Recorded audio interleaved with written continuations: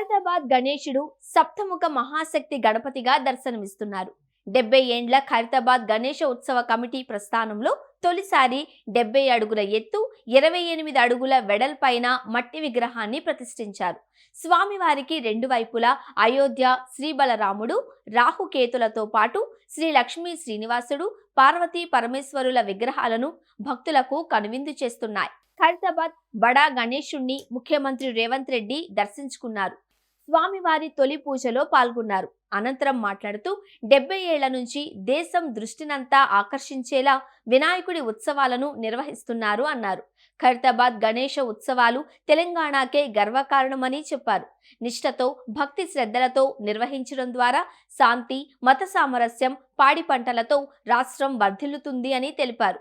ప్రభుత్వం గణేష్ ఉత్సవాలను ప్రతిష్టాత్మకంగా తీసుకుంది అని చెప్పారు.